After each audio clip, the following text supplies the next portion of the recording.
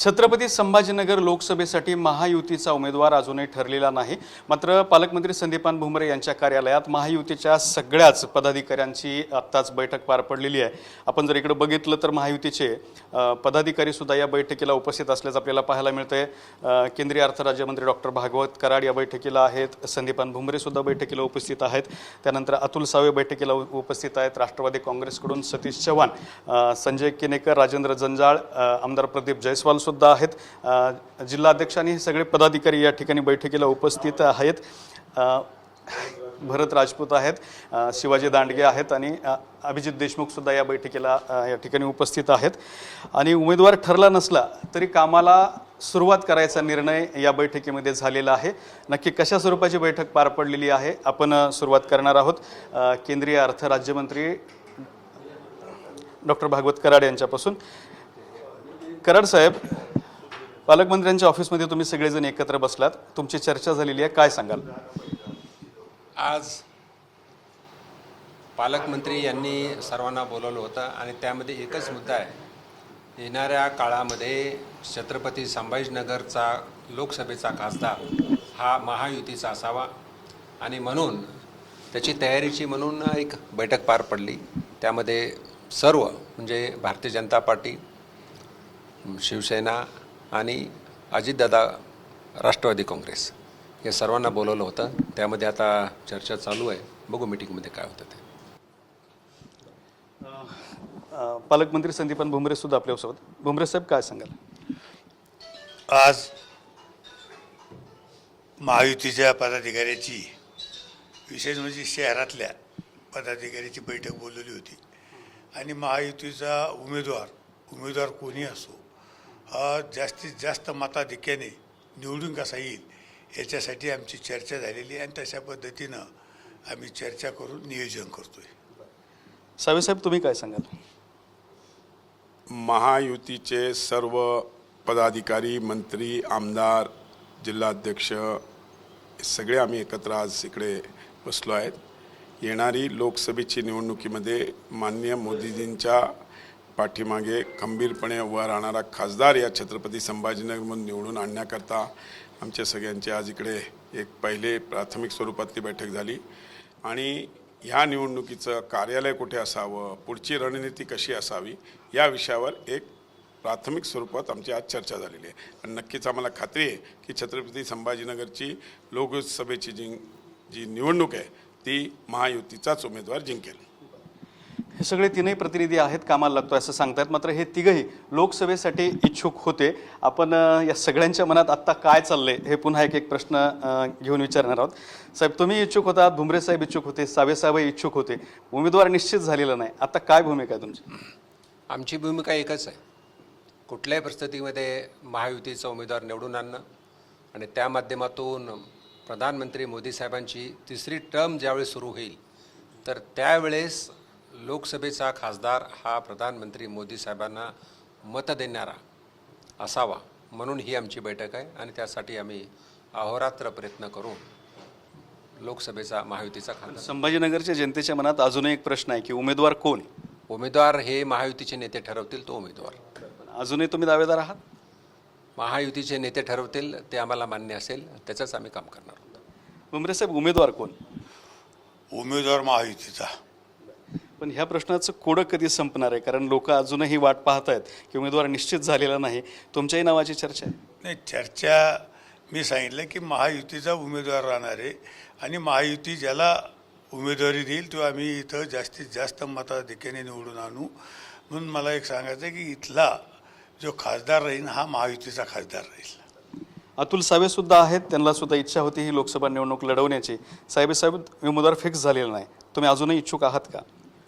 मी मागेच सांगितलं होतं तुम्हाला पण त्याचं उत्तर की जो उमेदवार पक्षश्रेष्ठी देतील त्याच्या पाठीमागे खंबीरपणे उभा राहून माननीय मोदीजींना पंतप्रधान म्हणून त्यांच्या पाठीमागे खंबीरपणे या छत्रपती संभाजीनगरचा खासदार उभा राहील याकरता पूर्णपणे मी प्रयत्न करीन।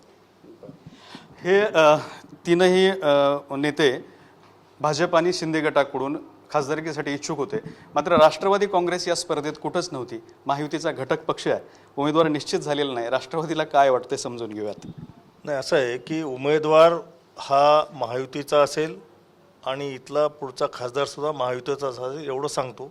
आणि तिन्ही पक्षाचे नेते जे वरिष्ठ निर्णय घेतील या तिघापैकी ज्याला उमेदवारी मिळाली तर आम्ही सगळेजण एक दिलानं त्यांचं काम करू. पण उमेदवार निश्चित होत नसल्यामुळं लोकांमध्ये संभ्रमही आहे.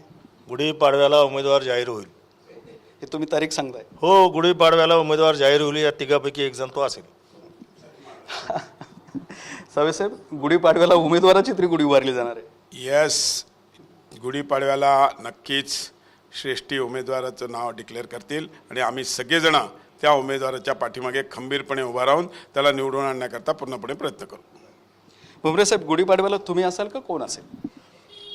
मी सांगू शकत नाही कोण राहील, पण मला एक सांगायचं आहे की महायुती, मी याच्या अगोदर सुद्धा सांगितलं की उमेदवार हा महायुतीचा राहील आणि उमेदवार एकदा जाहीर झाल्यानंतर आम्ही सगळेजण मिळून हा कसा निवडून येईल याच्यासाठी आम्ही सगळे प्रयत्न करणार आहे. कराड साहेब, गुढीपाडव्याला? गुढीपाडवा हा आपल्या हिंदू धर्मामध्ये अत्यंत महत्त्वाचा सण आहे आणि गुढीपाडव्याला उमेदवार जाहीर हो, अगोदर हो किंवा नंतर हो, तो महायुतीचा प्रश्न आहे. पण जसं सर्वांनी सांगितलं की या शहराचा, संभाजीनगर शहराचा, संभाजीनगर जिल्ह्याचा विकास करायचा असेल तर केंद्रामध्ये प्रधानमंत्री मोदी साहेबांच्या नेतृत्वामध्ये NDA 400पेक्षा जास्त जागा जिंकणार आहे. भारतीय जनता पार्टीचं टार्गेट 370 आहे. अशा परिस्थितीमध्ये आम्ही इथला उमेदवार नक्कीच महायुतीचा निवडून येईल यासाठी प्रयत्न करतो आहे.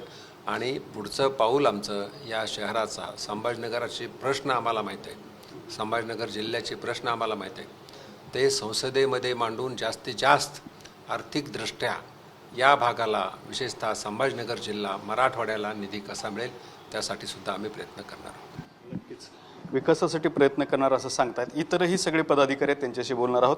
केनेकर साहेब, काय सांगाल? आमच्यात कोणताच संभ्रम नाही, संभ्रम विरोधात आहे आणि त्यामुळे आमचा चेहरा मोदीजी आहे आणि मोदीजी आमचे उमेदवार आहे.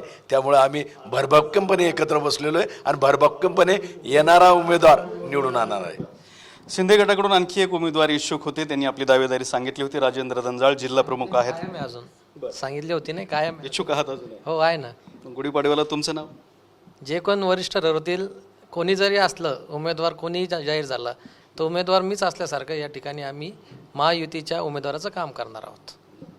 हे होते राजेंद्र जंजाळ. आपल्यासोबत माजी खासदार आणि विद्यमान आमदार सुद्धा आहेत. तुम्ही एकदा खासदार झाला होतात, पण आता खासदार कोण होईल असा प्रश्न सगळ्यांना आहे. काय वाटते?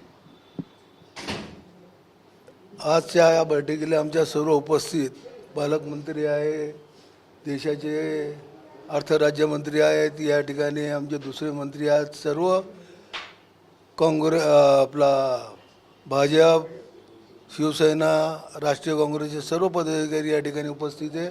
आज बैठक झाली आणि या बैठकीमध्ये सर्वांचं एकमत आहे, जे वरिष्ठ नेता आम्हाला जे कुठलाही उमेदवार देतील आम्ही मनापासून सर्व एकत्र राहून त्यांचा प्रचार करून त्यांना 100% या ठिकाणी निवडून आणू. तर या सगळ्यांनी जो उमेदवार देतील त्यांना निवडून आणू असं सांगतात. आपण पुन्हा एकदा बघू शकताय की हे महायुतीतले सगळे मोठे नेते संदीपान भुमरे यांच्या कार्यालयामध्ये एकत्रित येऊन त्यांची महत्त्वाची बैठक या ठिकाणी पार पडलेली आहे. उमेदवार जरी अद्याप निश्चित झाला नसला तरी कामाला लागण्याचा निर्णय त्यांनी या ठिकाणी घेतलेला आहे आणि येणाऱ्या गुढीपाडव्याला उमेदवाराचं नाव जाहीर होईल असं सुद्धा या ठिकाणी सांगण्यात आलंय. कॅमेरामन हर्षल सोबत दत्ता कानवटे, TV9 मराठी, छत्रपती संभाजीनगर.